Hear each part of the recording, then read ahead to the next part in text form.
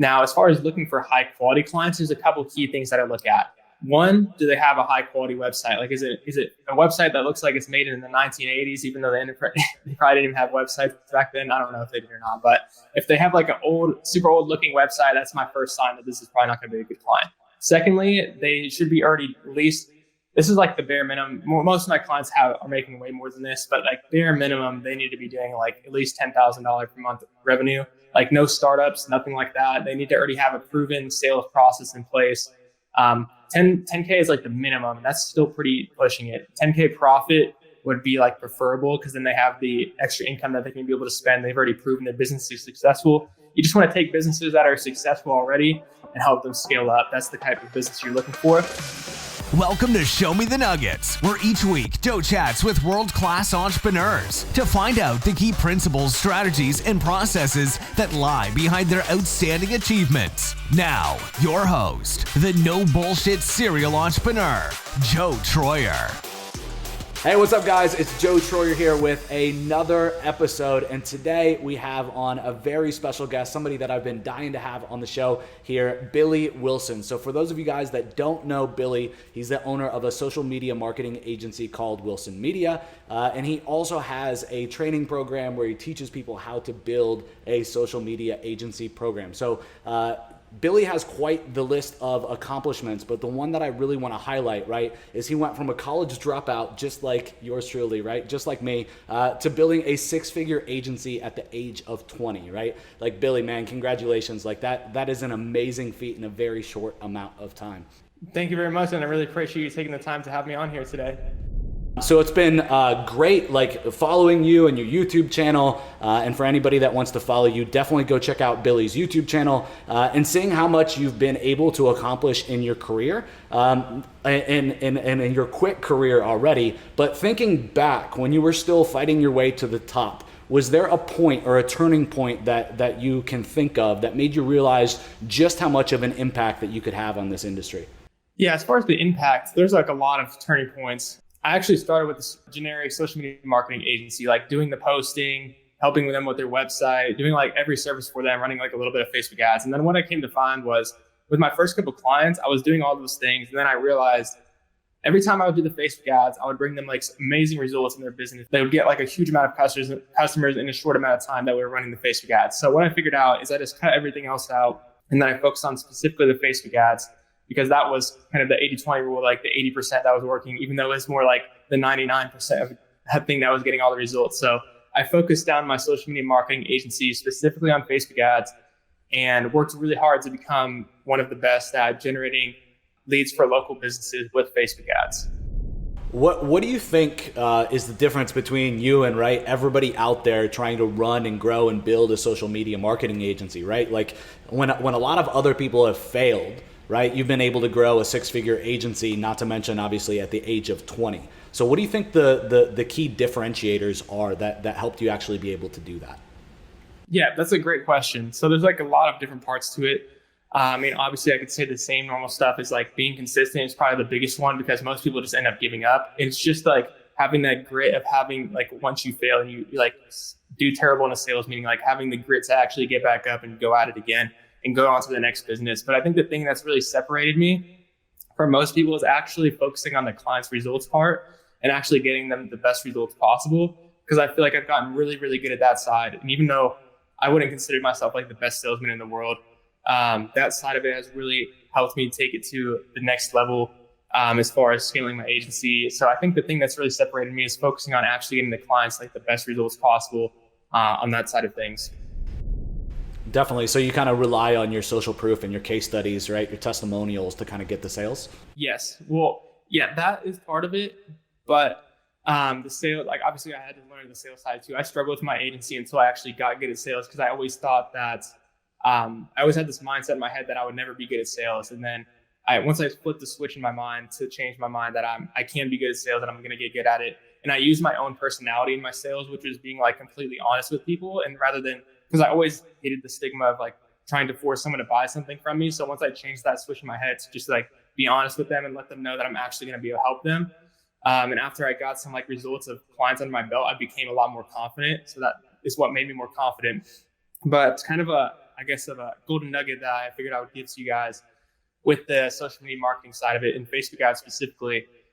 The thing that really separated me as far as getting the results for the clients is focusing on making the Facebook ads things that people actually want to watch. So like with normal advertisements, like on YouTube or TV, everybody makes their advertisements like they look like ads instantly. Like, you know, they're an ad and you're like, oh, just another ad, and your subconscious brain just ignores it.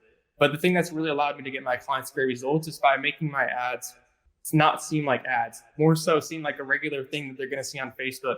For example, like one of my best performing ads ever is like an MTV Cribs tour of this gym. And it just like gets people's attention, and it doesn't look like a normal ad. But then at the end of the video, then I have the person make whatever the offer of the ad is. Like, for example, like a free 7-day pass to the gym, or first 30 days free or whatever. So that's just like, I think the main thing that has allowed me to separate my ads and my results from anybody else's. Nice, man. That's awesome. So the key takeaways that I took there is you probably have more of a consultative approach, right? Like, you're genuinely trying to help your prospect and help, you know, your potential future customers, and you're teaching them almost, right, the process and what they need to watch out for, versus just coming in as like a slick used car salesman, right, trying to sell them something, right? Yeah, exactly. Okay, cool. And then the second thing is you're running video ads, but they're almost like native ads, right? Like, they essentially, like, you can't tell that they're an ad. Yes. Well, okay. The only way you could really tell, I mean, I'm not running, so there'll still be like, most of the time I'll still run, and there'll still be like the bar at the bottom. Most of the time for local businesses, I will do lead generation ads. That's like a Facebook built-in landing page. So there will still be like the thing at the bottom that like shows it's an ad, but it's more so like the video. It doesn't have to be a video either, guys. It can be an image. And I actually put together like a giveaway to go with this podcast. I got 4 successful ad campaigns for you guys that I'll share with you, so you can see like the images, some of the video examples, and like some of the ad copy. And you'll notice that with some of them, especially, like, you can't even tell it's an ad until you get to like the very end of reading it. And then they're like, oh, now it's an ad. And they've already invested the time, and they're actually sold on doing it by the time they realize it's even an ad. I love that, man. To be frank, I've never heard anybody talking about that, right? That's absolutely genius. Yeah, Great share there. Great little nugget for everybody watching the show. Awesome, man. So I know that you obviously teach people how to build successful agencies as well. You've built your own successful agency. When somebody comes to you, right, and they ask you to help them build out a successful social media marketing agency, right, and to go from 0 to 6 figures, like what kind of step-by-step process would you give them? Can we kind of dive into this and kind of give everybody kind of a roadmap of how you kind of teach people to go out and build a 6-figure social media marketing agency? Yeah. So in my training program, I actually have like a 6-step formula. Okay. And I guess the first step is just setting your foundations, like getting your mindset right. Just like I was talking about with my mindset. At first, with the sales part of it, I had this mindset of like, oh, I'm selling these people, I'm trying to get the money from them, compared to having the mindset of like, we're trying to create a mutually beneficial relationship. And also like setting the foundations as far as understanding the business model as a whole, just making sure you understand how everything works. So like understanding how the Facebook ads process works. They see the Facebook ad, they put their information in, and then the information of the person gets sent to the business calls them up on the phone, and then they get booked in for an appointment. Then that's how they make the sale. So understanding how the business model works. Then the second step is actually finding high potential clients to work with, and that's the trick here. So a lot of clients are like qualifying. If you've ever been in a meeting with clients, a lot of times they'll be like qualifying, like, why should I work with you? I've been talking to all these other marketing agencies or whatever. And why should I work with you specifically? Well, it's actually the same way around. You should also be thinking of the same way around. Like, you also want to be the person, you should be qualifying your clients, because I've noticed after working with lots of clients and losing lots of clients, of course, luckily I haven't lost like 4 out of my last 5 clients, just because I've gotten a lot better at this. But the qualifying the clients part is super key too. And the second step is making sure your client is an amazing client to work with, is a really big key, and not someone that's going to bug you every hour, or that's just going to be like super emotional. They're going to like worry about everything if something goes wrong for one day and things like that, and making sure they have a high quality business in place that they can close the leads effectively and everything like that.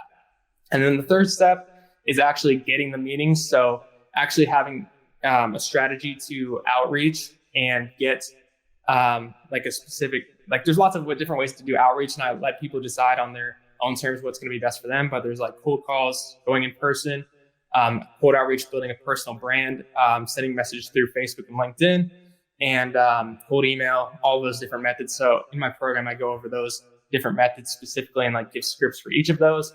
But that's kind of like the general outline. And once again, with doing that outreach, you focus on think about how you can be different from everybody else that's contacting them and how you can stand out from the crowd. So, and how you can position yourself in a way that when they read your message or talk to you on the phone, you're like a sigh of relief when they do that. So think about how you can stand out from everybody else, all the other marketing agencies contacting them, and how you can be a sigh of relief when they actually talk to you. And then the fourth step is actually closing the clients. And that's when you actually got in the meeting, you're in the meeting. And from there, it's kind of back to that thing once again, taking more of a consultative approach, first off, diagnosing what their problem is. And then from there, if what you're offering solves their problem, then you go ahead and make your offers, show them how it works. And then you can pretty much tell them the price and work out how much they can expect to make working with you, kind of to work out the numbers and closing rates from there. And then from there, if it seems like a good fit, then you close the deal, obviously.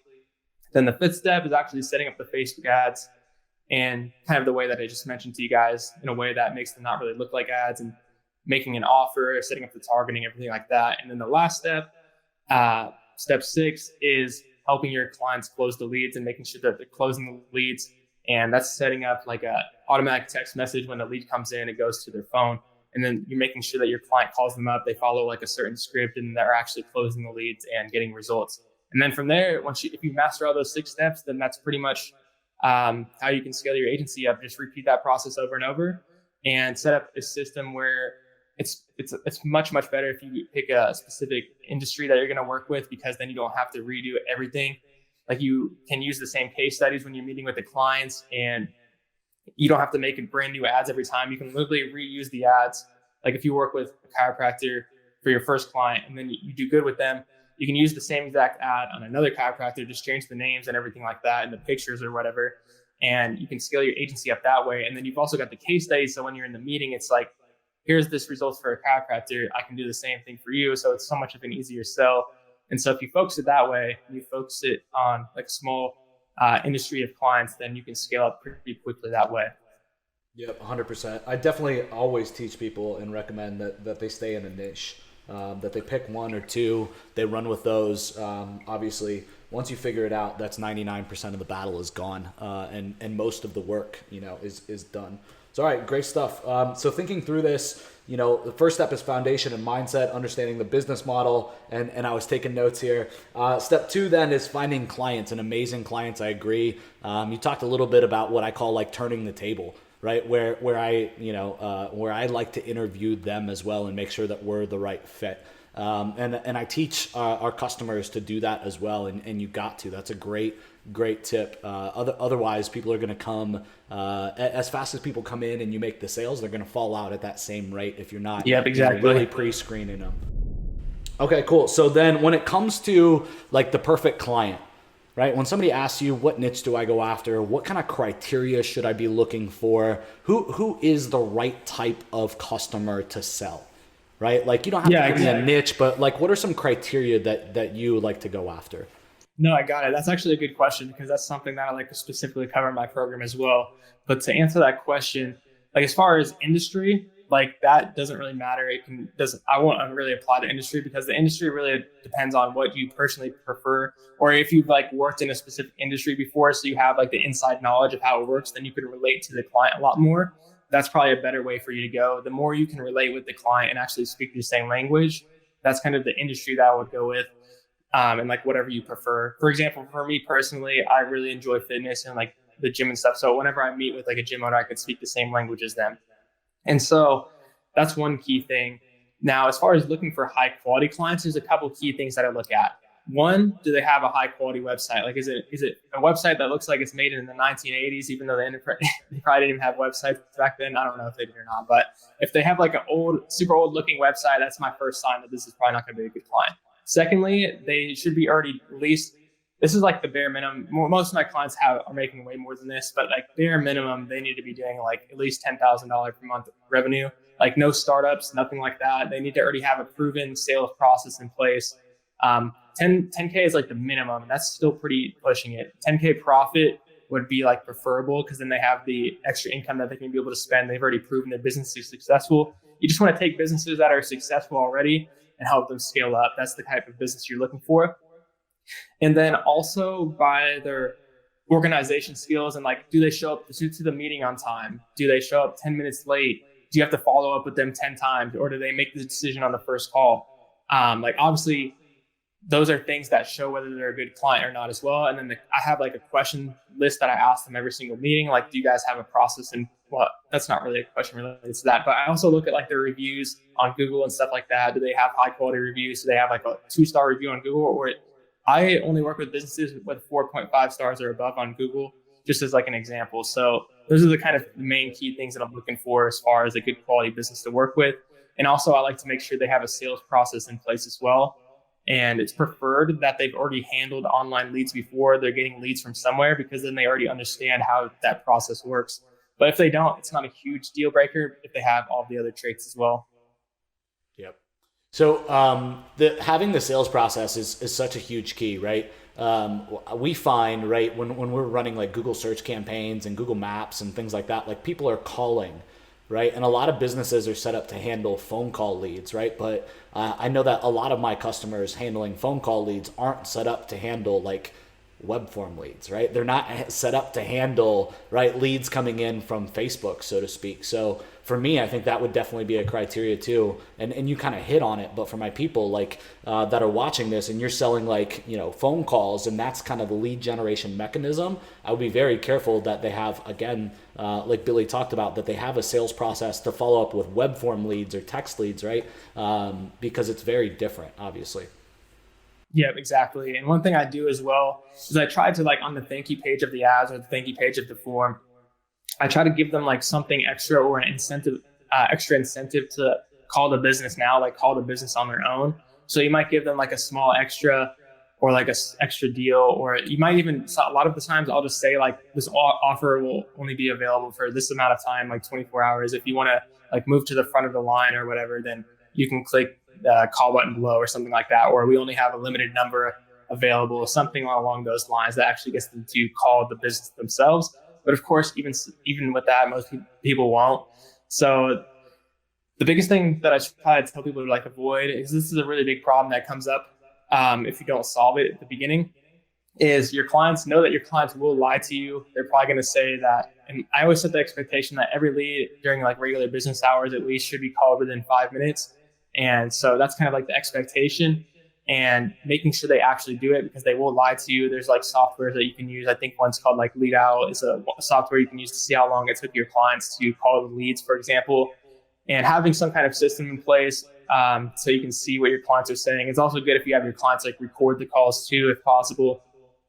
And I also provide my clients with scripts as well, if necessary, to close the leads as well. And that's something that I have in my training program too, is I just give them like a script to call the clients with, and then also like text message follow up to. So I also have them call within 5 minutes, then leave a voicemail if they don't answer, and then send them a text message all at the same time. So they're bound to reply to one of those three things. So I have them do that every time, and also make sure they follow up like the next 3 days at least as well.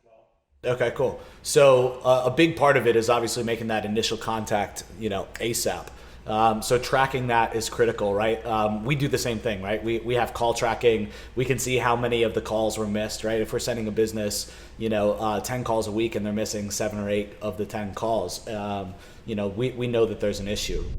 So when it comes to kind of that consultative side, are you helping them kind of on what happens after the lead comes in? Or are you just kind of saying like, as a bonus, I'll give you these scripts because you need them, this is what works, and kind of drawing the line there? Or are you trying to, do whatever you can to make sure that they're successful so that they stick long term? Yeah, good question. So it really depends on where you're at with your agency and what you personally want to do. For me, I know some agencies, they charge extra just like have someone close the leads for the businesses, actually. So that's actually the one option. You can charge your client extra to do that for them too. For me personally, I only work with like really high quality, since I pretty much deny like 95 to 99% of the clients that actually like fill out an application with us, because I just only want to work with the best of the best. So I don't really have that problem with the closing leads. But for somebody that's just starting out, Like you might have to coach your clients on that a little bit and make sure they're actually doing it, or like implement some kind of tracking in place to show that they actually are doing it and they actually are calling the leads on time and stuff like that. Figure out a way that you can actually put some kind of tracking in place, like have them record every call and also use like a software so you can see how long it takes them to make the call. So putting something in place like that so that you can actually don't believe your client's word for it is all I have to say. Just have like recorded calls and see how long the calls are. And that's the surefire way to tell whether they're actually doing the work or not. And then if they're not doing the work, that's pretty simple to tell them like why their ads aren't working if they're just not simply calling the leads. And also like if you record their calls and they're just not doing very good on the phone, then you can coach them on helping them be able to close those leads better. 100%. Okay, cool. So then in step number 3 in the getting the meetings and or I guess it would be more in closing, step number 4, what are you doing as an offer? Are you trying to sell something as a foot in the door? Are you selling a trial? I know so many people, obviously, in the social media marketing world, you're selling trials. Are you selling like a 12-month program and then breaking it down into monthly installments? Or how do you kind of structure your offers, and how do you teach people to structure their offer?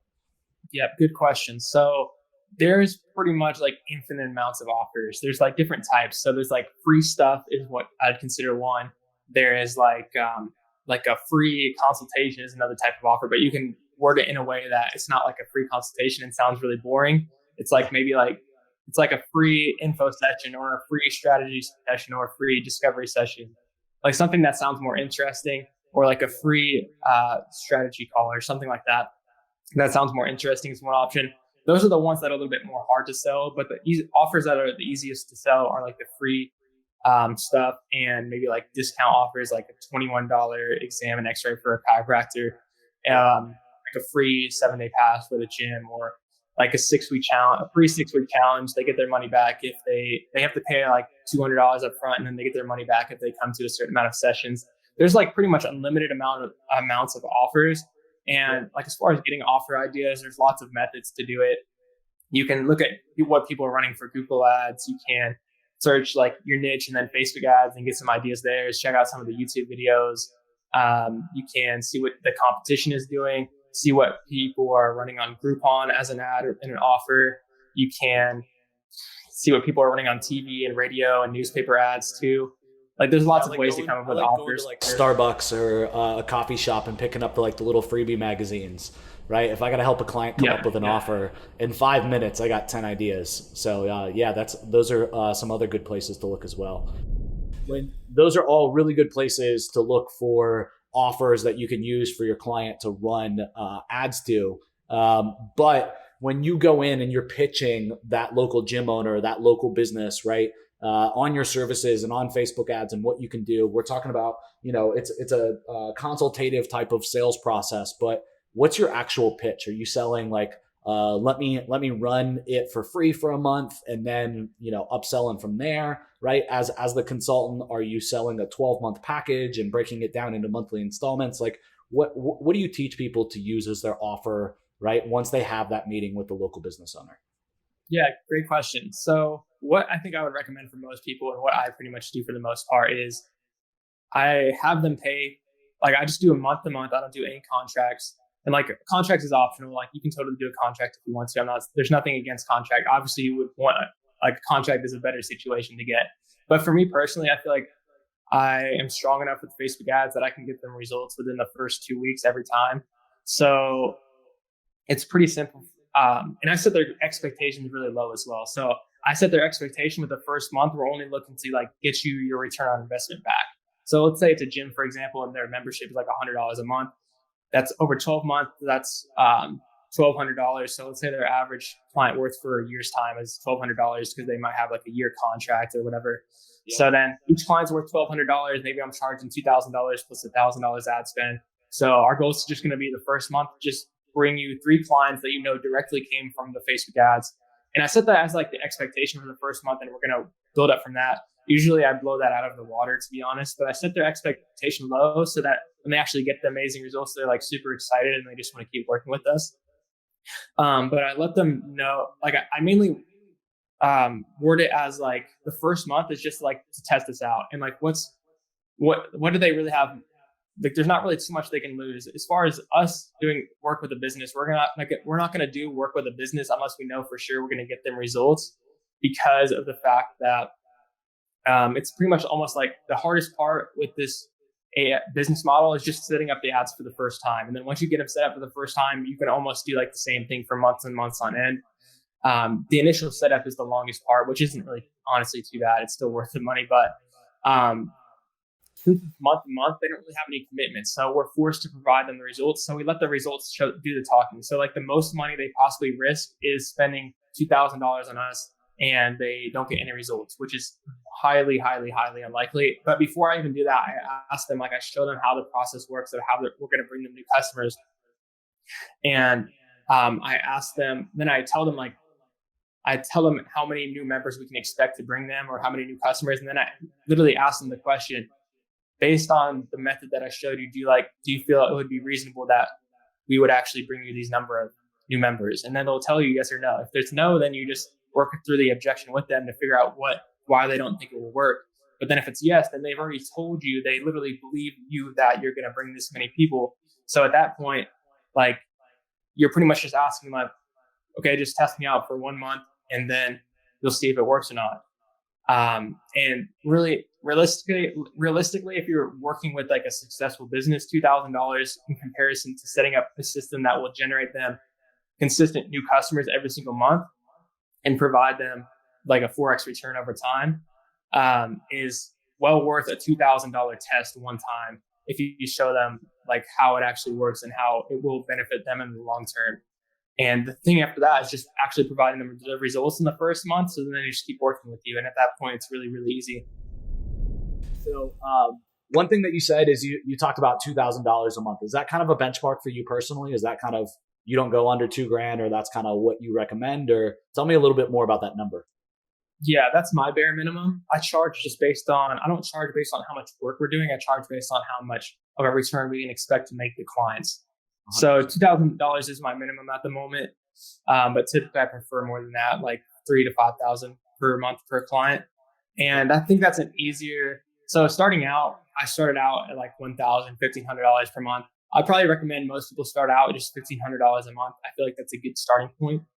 And then once you gain your skills, you can increase your price to pretty much whatever you want, and scale your agency. I think it's actually a lot of times better to scale your agency in a way that you're actually just charging more instead of adding on more clients. I think that's a good way to scale your agency as well. So you can maybe have like 3 clients at $3,000 for $9,000 versus having 6 at $1,500. So it's half the amount of clients, so probably half the amount of work as well, but you're getting double the amount of money. So that's a good way to scale your agency. That makes it pretty very easily scalable because you have less amount of clients and each paying you more. So that's a great way to scale your agency as well.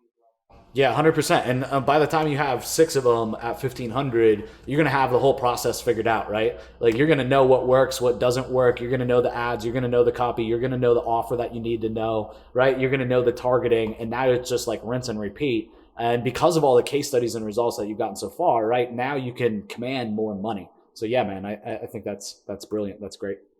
Okay. So I was just going to mention real quick. So with that thing, like, obviously when I'm like with a client testing me out for a month, I have like a full script, like word for word script in my training program, like walking through exact questions I ask and everything like that. But the thing that I wanted to mention real quickly is if you don't have case studies and you don't yet feel confident, what I would maybe recommend is just do it for free for like 1 to 3 businesses just to actually get them results and get your confidence down. And then you just have a case study at that point you can share with whoever you're meeting with. Now, obviously, if you feel confident already, I wouldn't really recommend doing a free trial. Free trial is only for somebody that doesn't feel confident yet in themselves yet, that just wants to gain some confidence. And then you can walk into your first paid meeting with like a case study. And of course, with a trial as well, you still want to make your client agree. If we get this amount of results, you're going to work with me afterwards. So that's a really, really, really easy way to get your foot in the door to any business. Is if you're just starting out and you're struggling a little bit, you can maybe offer a trial to businesses, and there's really nothing they can lose. But one thing I wanted to mention with that, the business does pay the ad spend. So I usually recommend like $20 per day ad spend for 7 days. So about $140. So they just pay the ad spend, but you actually set up the ads for them, and everything like that.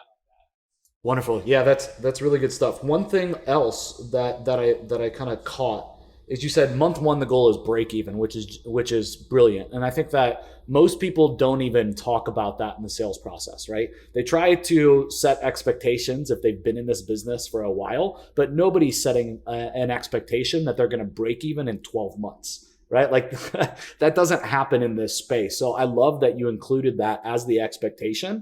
And then, you talked about how over time, then the goal is a 4X return.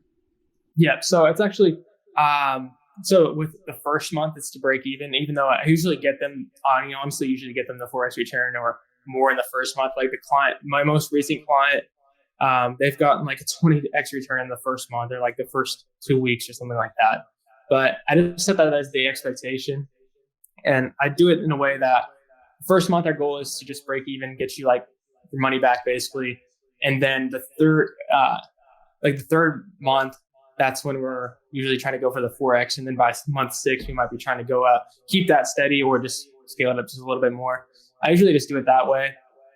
So it's the third month that we actually get to that 4X return is what I tell them at the beginning. But even though it normally is sooner, some people are like, you're exactly. Setting the right expectation from the get-go and you're downplaying the results. So worst case scenario, in the back of your head, you're still going to do what you said you were going to do, which takes off all the pressure of the entire campaign. Right. And it changes their expectation. So when you blow away those numbers, they're like, holy shit, like Billy is a genius. Like we can't let him go. Right. Like, it's subtly, it's critical. And I think nobody's really doing this. Yeah, exactly. One thing I do as well, what was it? Okay, I just lost it. Maybe I'll come back to this. That's okay. So one other thing that I thought of when you were talking about the goal is a 4X return on ad spend, basically is what you said, right? Sorry, not a 4X return on ad spend, on our cost and the ad spend together. Okay, so really on their investment, right? So that really means, though, you got to be a little bit more picky on the type of customer that you're going after to sell as an agency owner, right? Going to a roofer and getting a roofer 4 times return on investment, like their cost is so high, their margins are so small, that's probably not going to work real well. Yeah, it depends on industry. Definitely, you're definitely right. So 4X doesn't apply to everything.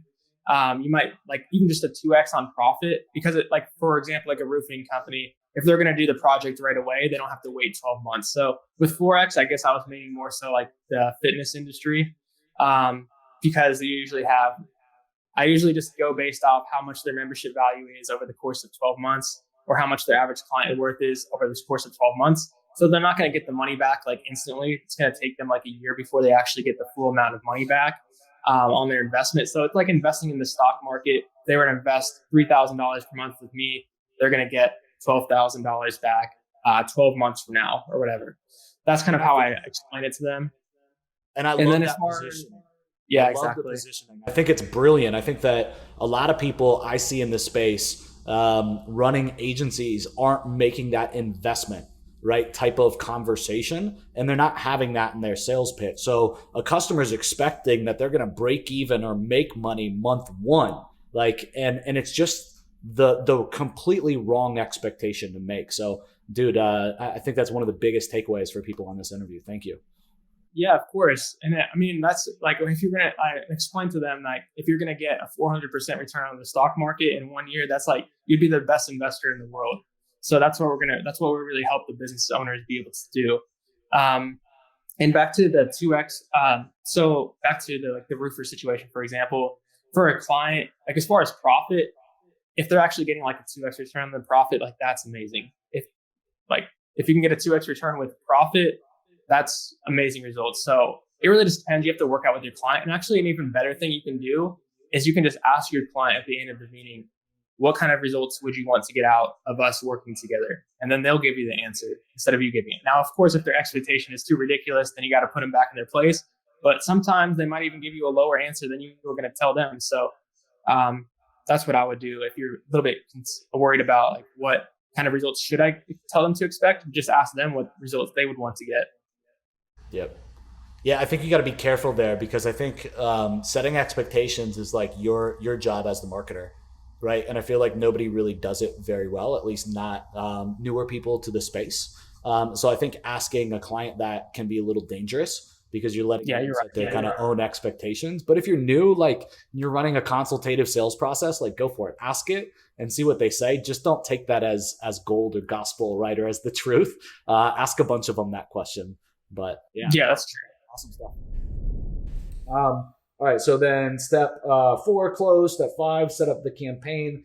Step 6, help the client close the lead. So in step 5, in terms of campaign setup, like how crazy are you going with the campaigns, right? Like what's targeting look like? Are you building landing pages? Is that included? Do you not build landing pages and just do lead ads, or kind of where do you draw the line or suggest people do? Because you can have a deliverable that's like very simple and that's set up, probably by some VAs or members on your team, right? That's like copy and paste and done in an hour or two. That is going to work, right? It's not like you're not going to be able to deliver a return. Or you can have something that takes a week for them to set up. Where do you kind of draw the line?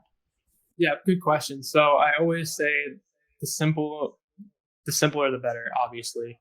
And so you think about how can I get them the best result in the simplest way. So for me personally, it's just setting up Facebook lead gen ads. So you don't even have to create landing pages. And I've tested lead gen ads versus landing pages, and lead gen ads work just as good, if not better, than the landing pages. So I might as well, even if they work the same, I would still use a lead gen ads because they're way faster to set up. You don't have to get an outside software and build a landing page out every single time. So everything's within Facebook. And actually the only software you really need is this thing called Zapier, which will take the Facebook leads and send them to your client's phone if you want that. Or you can send like the leads to a Google spreadsheet where they can mark like which ones have been booked and stuff like that. So I think about, okay, how can I get them the most return with the least amount of work possible? So that's what I usually recommend. And so I just set up a Facebook lead gen ad. I might set up like a couple small split tests, maybe like 2 or 3 split tests. Like for example, one might be, nice thing about local businesses with Facebook ads is the targeting is super easy because it's locally small. So your audience is already refined to that local area. So compared to if you're running ads to the whole United States, you're going to want to choose some interests and stuff like that. But if you're already running ads in a local area, your audience is already defined into that local area. So a lot of times you can get your clients great results with not even putting any targeting at all. So it's really, really simple in a lot of cases. And the most complicated I get, there's 3 audiences that I will typically split test. 1, a customer lookalike of their previous clients. 2, just like broad everybody in the area between certain age ranges that their typical customers are in. And then the 3rd one is just interest related to their business. So let's say they're a counseling business. Maybe I just put some interest on like anxiety, depression, and things related to those interests that might be interested in counseling. And then I'll just split test those 3 different audiences. And then as far as split testing ads, I mean, if I already know an ad's going to work, sometimes I won't even split test anything. But I might do like 1 to 3 split tests on different ads as well, potentially, if you want. And honestly, you can set up your ads in a way, like if you make 3 different ads at the beginning, or if you're working with the clients, like the same industry over and over again, and you have like the same 3 ads that works, you put the 3 ads at the beginning, and now you can set that campaign up in a way that the ads are literally going to last for months, and you don't have to even touch the campaign for like 3 months at a time, and you're still getting paid every single month from your client. So just focus on making your process systemized and simple as possible is the best way to go about it, definitely. Because then if you make it too complicated, then you're spending all your time doing the work rather than getting new clients. Yep, 100%. So do you believe that you should run the campaigns kind of long term and do sales, or kind of how do you suggest your members like get to 6 figures, then bring somebody on to help run kind of the management? Or what do you suggest when people kind of ask about building out a team, or when should I, or what advice would you give somebody in that kind of situation? Good question. I would say build out a team as soon as you financially can. And by a team, I mean, keep it really, really simple. Like just hire one person to do everything for your clients. Like you can just hire one person to do the ads for your client, to do the emails back and forth with your client, and send them like a monthly report if you want to do that too. You don't have to do a monthly report, but I do personally, and just have them create that too, send it to your client every month. So literally, and because you're keeping your process so simple, and like with my training, for example, I haven't told my students this yet, but I'll probably tell them, like, if you get a training on how to do Facebook ads or something that does it, you can literally just give the training to your employee. Maybe you don't want to give them the videos on how to sell and stuff like that if you don't want them to start their own agency, but you could give them the videos on how to do the Facebook ads, and they can just watch them and learn how to do it. So it's really that simple. Or you can just record videos of yourself, like set up the client ads for one client for yourself, record videos of that, and then just give it to VA. And then even if they don't do a good job, you just get rid of them, go on to the next person and see if they do a good job. And you just set the expectations with them. You just give them, you don't pay them hourly or anything like that. I usually just pay mine weekly, or you can pay them monthly or bi-weekly, or pay them let's say you're charging $2,000 per client and you give them $500 per client. So that's how I would typically recommend people do it. And so you're getting 3/4 of the money without doing any work. And there's people, trust me, there's people, because it's so little work, people are willing to do the $500 per month to just do the Facebook ads for them. So you just have to simplify your process. And I would just hire someone as soon as you're financially able to answer the question. All right, cool. So when you look at kind of your more advanced customers, your more advanced students, the more advanced people, even just in the social media marketing kind of agency world, when you look at the owners there, right? What 3 big mistakes or 2 big mistakes do you think that they're making right now in the marketplace? Yeah, good question. So would you say people that are already making over 6 figures trying to scale up, or would you say most of people that are just before 6 figures and trying to get to that point? Yeah, so let's say that they're advanced, they're at the 6-figure mark, and now they're trying to scale. What are the big issues and landmines that they're running into that you would tell them to watch out for? Yeah, good question. So I would say the main thing, it's just systemization. I honestly, you probably don't even need 3 mistakes. I would say the number one thing and the hardest one to solve is the systemization of their business. And I don't know if this is doing for you, but I have actually feedback I can hear my own voice a little bit through your mic. I just don't want to affect anything. No worries. But I'll keep going if that's okay. Okay, cool. So, the biggest mistake is systemizing their business, taking yourself out of the process of providing your clients results. And the way that you can systemize your business is you can write down for a week, every hour, what you do every day. So every hour of your workday or every 30 minutes of your workday, you can put a timer or look at your clock, write down what you did in the last 30 minutes or the last hour, every single thing you did, and then see where all your time is going. And then you see where most of your time is going, and then you see where the different places your time is going, and you think about, hey, who can I hire for this part, or who can I hire for this part, or what system can I put in place that I can automate this part, or can I eliminate this, which is actually the best thing a lot of times. So really systemizing everything. This is at the point when you get to actually 6 figures, you have, it's an absolute necessity that you simplify your business and you actually niche down, because you won't be able to scale if you're doing tons and tons of different clients. And you're setting up a brand new campaign every single time. It's just not going to work as far as scaling it up if you want to go farther than that. So that's actually one route to go, is systemizing your process. And I say, as far as employees go, some people say to hire an employee for every task. But me personally, I think the most effective way is hire as few people as possible, because then you have someone talking to your clients, they're doing the monthly reports, or they're able to combine, they're actually doing the ads too. So then they can combine all that knowledge together in their head, rather than versus someone have to communicate each of those different parts, which makes it a lot more difficult. So I would say hire as few people as you can to systemize those processes and take yourself completely out of the providing clients results side. You have to take yourself out of that completely.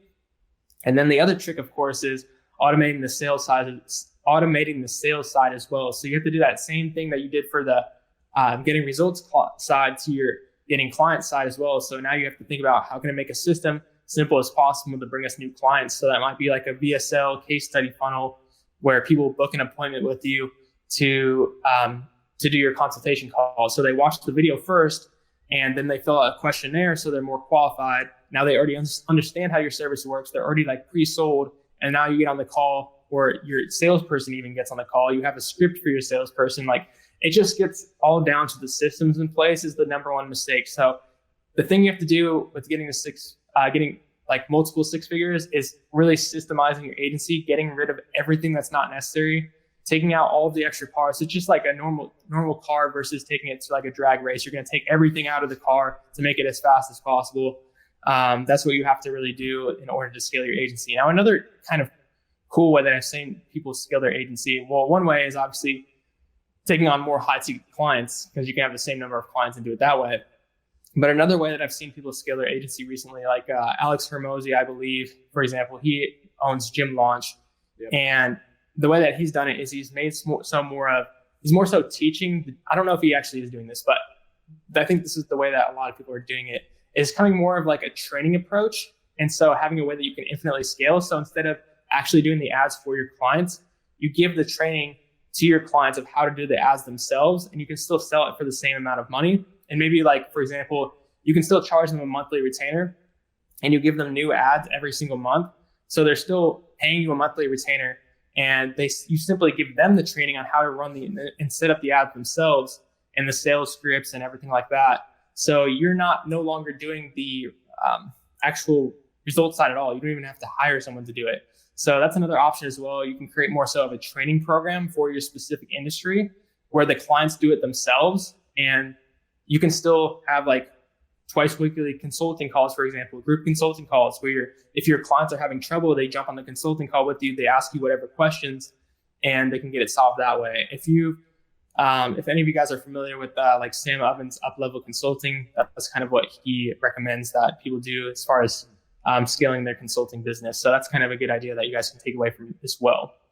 Yeah, I didn't know Sam recommended that, but I have seen like guys like Gym Launch and others that I know for sure. I was trying to think of another example where they've moved out of the services business almost, and now they kind of just give their clients everything, right? They'll help, jump into their ads account and give them some tips and tricks, right? But it's almost like a training program or an info product would be, right? Except they're paying every single month for it, and they're, just adding value and adding deliverables. So I love that tip. Actually, recently I had a guest on that's like an expert in just creating info products and training products, and we just talked about just that and how our market of agencies, right, could essentially do just that. So that's absolutely brilliant. I'm glad that you brought that up.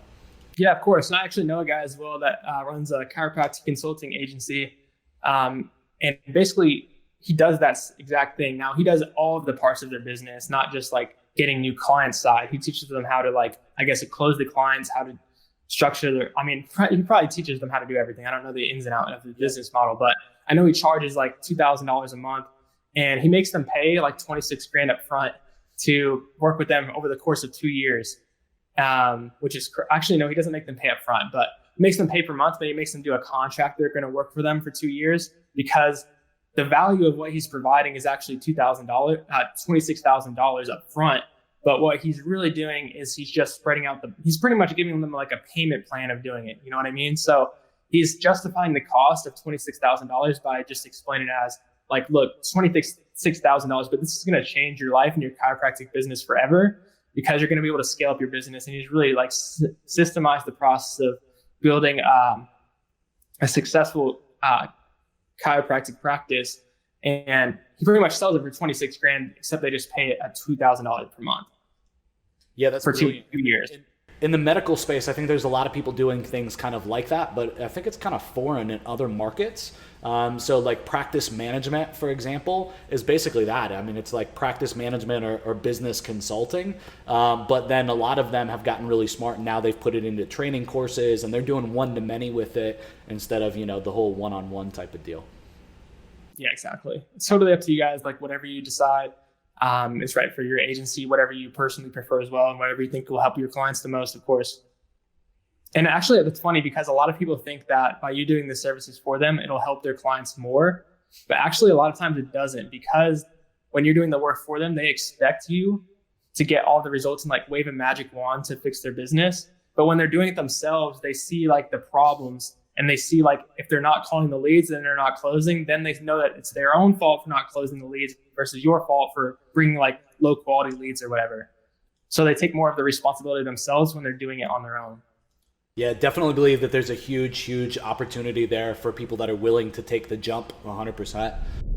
So dude, this has been absolutely amazing, Billy. I really appreciate you coming on. I got one more question, but before we jump into that question, man, where can people find you, right? If they want to, they listen to this podcast, they watch the video on YouTube, however they watch it or consume it, right? Where can they follow you? Where should they follow you? And then I'll ask you the one last question. Yeah, great question. So probably the best place to follow me is on YouTube. So it's just Billy Willson. My last name Willson is with 2 L's. So that's the only thing you have to look at as far as spelling it. So you can just type in YouTube, Billy Willson, or find a link like near this video. You can add me on Instagram as well. It's the same name, but YouTube is like, I would say where my most valuable content is. Okay, cool. Yeah, we'll definitely put that in the show notes. And again, guys, he did say it, but there's 2 L's in Willson. I couldn't find him for the longest time. And then I'm like, oh, dude, I'm subscribed to this guy. So yeah, definitely click the link in the show notes, or just know that there's 2 L's. So last question here, man. Billy, thanks so much for joining us here today. So I've learned that you're not so much into reading books. So we're going to make our last question a little different than normal. So I want to ask you, who's the one person that's made the biggest impact on the way that you do business, right? And why?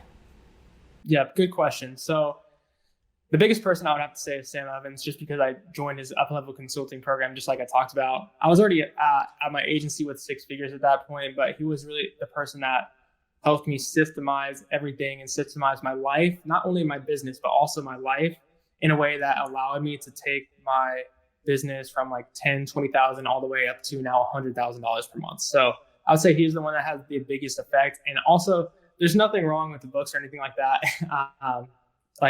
I just personally believe it's just not my personal strength as far as the thing that works best in my brain. I think I've found that videos actually works a lot better for my brain as far as retention. I feel like my reading retention isn't the greatest, and it's always been like that since I was young. And of course, yeah, I can improve it, but I think I would rather focus on my natural strength. And from there, I'm still open to like reading books and everything. But most of the time I try to think about how can I get the most information with the least amount of time investment as well. And so a lot of times I might even like pay someone that has read all these books and ask them the same questions or what they've learned from the books. So then I can save the time than reading them myself. It's kind of a funny way to think about it, but of course there's benefits to reading them as well yourself. 100%, man. I agree with that. I know that for me, like making myself sit down to read a book doesn't really happen, right? I can schedule it in my calendar and I'm like, yeah, no, that's not going to happen. So you got to have a way that you can consume it, right? Otherwise it's just not going to work. Something that works for you. So for me, I'm in the gym every day, right? So for me, it just goes on Audible. I'm listening to it at 1.5 and I can retain it. I can get through it. And while I'm at the gym, like after like 15 or 20 minutes, I'm done with the music anyway. Like I need something else, or my brain's just off in la la land. So I completely agree. You got to find something, a way to learn that resonates with you so that you actually do it. Yep, exactly. All right, Billy, thanks so much, man, for coming on. We're looking forward to seeing big things from you. So thanks so much, guys, everybody. And if you would, just comment down below. Let us know what you thought about this podcast. We'll see you guys in the next episode. Now, before you go, I have something extremely special for you. What if some of the top entrepreneurs of our entire industry went a little nuts and decided that they give away their best products for free? Well, forget the what if. This is actually happening, all right? These top entrepreneurs join me, and we are now running a contest to give you their best products absolutely free. And you don't want to miss out on this amazing opportunity. So go check it out at digitaltriggers.io/contest. And I want you guys to understand that yes, this is a contest, but there is quite literally something for everyone. So just by joining, you are a winner. So go check it out at digitaltriggers.io/contest. Again, that's digitaltriggers.io/contest. And guys, again, this is a limited time contest. So go ahead and do it now before it's too late. We'll see you on the next episode.